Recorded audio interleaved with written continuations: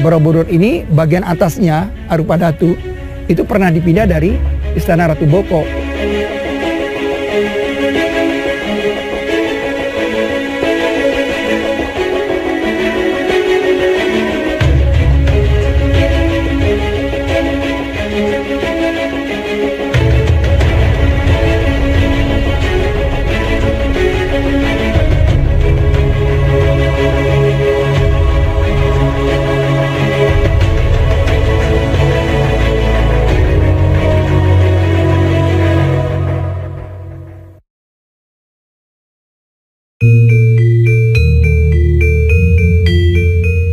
Apakah yang terlintas di benak kita setiap mendengar kata sejarah? Umumnya, masyarakat kerap menghubungkan kata sejarah dengan ingatan peristiwa atau kepingan suatu peninggalan. Sayangnya, tidak banyak orang mengetahui sejarah masa lampau karena dianggap membosankan. Seperti saat kita mendengar kata negeri Sabah. Bagi sebagian orang, mungkin kata Sabah masih terdengar asing. Sabah adalah sebuah kerajaan di abad klasik yang diperkirakan berdiri sejak tahun 50 sebelum Masehi. Negeri yang terkenal dipimpin oleh Ratu Bilqis ini merupakan sebuah negeri yang amat makmur, subur tanahnya dan maju bangsanya. Kerajaan Sabah terkenal dengan hasil alamnya yang melimpah, perekonomian mereka begitu menggeliat hidup dan sangat dinamis. Nama negara kuno tersebut juga tertulis dalam kitab Taurat, Al-Quran, dan juga Injil.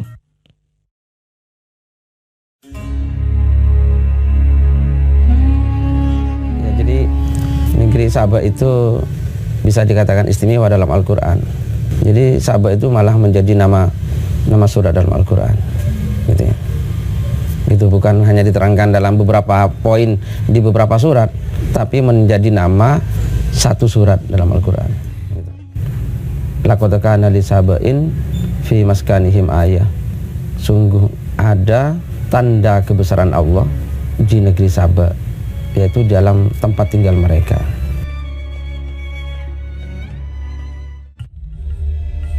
Hingga kini, keberadaan negeri Sabah memang masih menjadi sebuah misteri. Dalam kitab Perjanjian Lama diperkirakan, lokasi negeri ini berada di semenanjung Arabia.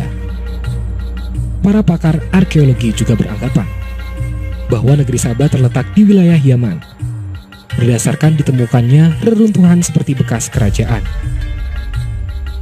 Namun, berbeda dengan Kiai Haji Fahmi Basya, ia meyakini bahwa negeri Sabah berada di Nusantara dan membentang dari Yogyakarta hingga Wonosobo.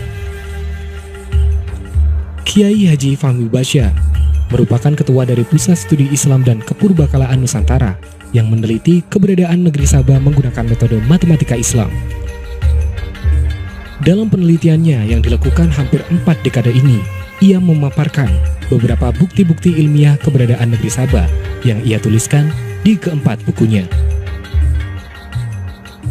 Menurut sejarah, keberadaan negeri Sabah ditandai dengan adanya 2 buah kebun di kanan dan kiri. Hal ini juga dijelaskan dalam Quran Surat As-Sabah ayat 15. Disebutkan bahwa sesungguhnya bagi kaum Sabah ada tanda kekuasaan Allah di tempat kediaman mereka, yaitu 2 buah kebun di sebelah kanan dan sebelah kiri. Berdasarkan ayat itulah, Kiai Haji Fahmi Basya menemukan 2 kebun yang dimaksud adalah Alas Purwo dan Alas Ujung Kulon. Karena jika ditarik dengan garis, keduanya terlihat mengapit daerah Wonosobo dengan jarak yang sama, yaitu 530 km. Selain 2 buah kebun tersebut, Kiai Haji Fahmi Basya juga menyebutkan beberapa bukti ilmiah yang ia temukan di Nusantara. Nah, ikon dari negeri Sabah itu adalah ars yang dipindah. Nah, ars yang dipindah itu disebut oleh burung hudhud, ya kan? Burung hudhud ketika dia melapor kepada Nabi Sulaiman, dia mengatakan, sesungguhnya aku dari Sabah. Nah, di situ dia bilang, aku dari Sabah, aku menemukan seorang perempuan menguasai mereka. Mereka mempunyai ars yang besar, ars yang azim, dan kaumnya bersujud kepada matahari. Nah, itu yang kita cari. Jadi ketika Nabi Sulaiman itu sampai di Lembah Semut, ini kan daerah lembah ini. Borobudur ini kan diapit oleh gunung-gunung. Nah, dia sampai di sana, burung hudhud itu terbang. Terbang waktu Nabi Sulaiman itu mengabsen burung, ternyata burung hudhud terlambat. Jadi jaraknya tempat Borobudur ini dengan asal dia dipindah itu tadi, itu tidak jauh-jauh. Ya, tidak bisa dibilang dari Yaman ke Palestina. Nah, ikonnya adalah Borobudur. Borobudur ini bagian atasnya Arupadatu itu pernah dipindah dari Istana Ratu Boko oleh orang yang berilmu kitab. Kiai Haji Fahmi Basya membahas sisi lain dari Candi Borobudur. Menurutnya, desain Candi Borobudur sangatlah kompleks dan memiliki makna yang dalam. Hasil penemuannya menyebutkan bahwa ukuran volume candi membentuk balok Al-Quran. Dengan perhitungan balok penutup candi 23 kali 23 kali 12. Jika dijumlah, hasilnya akan sama dengan jumlah ayat dalam Al-Quran. Borobudur merupakan salah satu hasil penelitian Kiai Haji Fahmi Basya tentang negeri Sabah. Selain itu, ia juga menyebutkan bahwa Keraton Ratu Boko merupakan istana yang ditempati oleh Ratu Bilqis. Ya, kalau dari reliefnya kan kita harus membuktikan bahwa memang bangunan ini dipindah. Di Boko itu ada tempat bersujud. Nah, jadi burung hudhud karena mengatakan mereka bersujud kepada matahari. Nah, di Boko kita temukan tempat bersujudnya menghadap ke matahari. Nah, itu bukti pertama. Kiai Haji Fahmi Basya juga menemukan fenomena 19 batu di Ratu Boko yang ia sebut sebagai batu penggertakan. Batu tersebut konon sengaja dijatuhkan dari langit sebagai upaya Nabi Sulaiman untuk membubarkan upacara penyembahan matahari. Selain itu, tidak jauh dari lokasi batu penggertakan, ditemukan adanya sebuah stupa yang diduga merupakan salah satu bagian dari stupa di Borobudur. Untuk membuktikan bahwa itu pindah, itu kan Allah sengaja meninggalkan satu stupa kan. Jadi ada satu stupa di Boko itu tertinggal, ya kan? Bukan hanya soal satu stupa, dia punya segi 6 di situ. Segi 6-nya itu belum meleleh. Nah, kalau kita lihat di Borobudur, ada satu stupa tidak punya segi 6. Sedangkan segi 6 di tempat yang lain itu meleleh. Nah, itu bukti bahwa Arupadatu itu memang dipindah dari Boko sejauh 36 km. Semakin jauh, Kiai Haji Fahmi Basya membahas keterkaitan Candi Borobudur dengan Ratu Boko.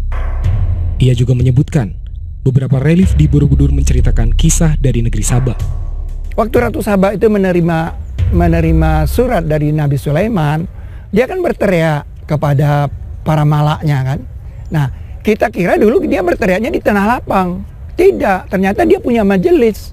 Nah, majelis itu kita temukan juga di Istana Ratu Boko. Kita sebut itu namanya majelis jin. Nah, di situ ada tempat berdiri. Tempat berdirinya spesial bergambar teratai. Nah, jadi Ratu Sabah itu berdiri di tempat berdiri yang gambar teratai itu. Nah, relief ini ada di Borobudur. Tidak hanya itu, Kiai Haji Fahmi Basya juga mengatakan salah satu relief di Borobudur menceritakan di mana burung hudhud sedang memperhatikan seorang wanita di dalam sebuah bangunan yang ia sebut sebagai Sidrin Kolil. Sidrin Kolil sendiri merupakan tempat yang disebut Kiai Haji Fahmi Basya sebagai gambaran tempat di surga yang terletak di sisi barat Keraton Ratu Boko. Menurutnya, bangunan ini sudah dibuktikan secara matematis berdasarkan waktu terjadinya, yaitu transformasi 19 antara Bangunye dengan Sidrin Kolil, di mana yang dikatakan dengan Sidrin adalah 3 buah bangunan. Di depan bangunan yang disebut Sidrin Kolil terdapat sebuah tanah lapang yang kosong. Secara keilmuan, belum diketahui secara pasti apa fungsi adanya tanah kosong tersebut. Namun, Kiai Haji Fahmi Basya beranggapan disitulah dulunya Arupadatu ditempatkan sebagai arsi yang azim sebelum dipindahkan ke Borobudur. Jadi bukti bahwa Arupadatu itu dipindah dari Boko adalah adanya kekosongan di Boko. Sampai sekarang purbakalawan belum bisa jawab mengapa ada kekosongan di Boko dan mengapa ada satu stupa tertinggal di Boko. Ya kemungkinan dulu Arupadatu itu di sana sebagai arsaba. Kan burung hudhud mengatakan walaha arsun azim, dan dia memiliki ars yang azim. Umat manusia telah menyaksikan berbagai macam peristiwa peradaban besar dalam bentuk material dan kemajuannya. Saat ini, dunia memiliki kemajuan ilmiah serta teknologi, dan kebudayaan adalah sebuah mode pengembangan dari pemikiran eksperimen, filosofi, serta gagasan manusia. Teori negeri Sabah yang dicetuskan oleh Kiai Haji Fahmi Bashya ini memang banyak menuai pro dan kontra dari berbagai pihak. Setelah berbicara dengan para pakar akademisi dan tokoh agama, memang sulit untuk tidak setuju dengan perspektifnya. Namun, sulit juga mengabaikan argumen dan bukti-bukti ilmiah yang dipaparkan oleh Kiai Haji Fahmi Bashya.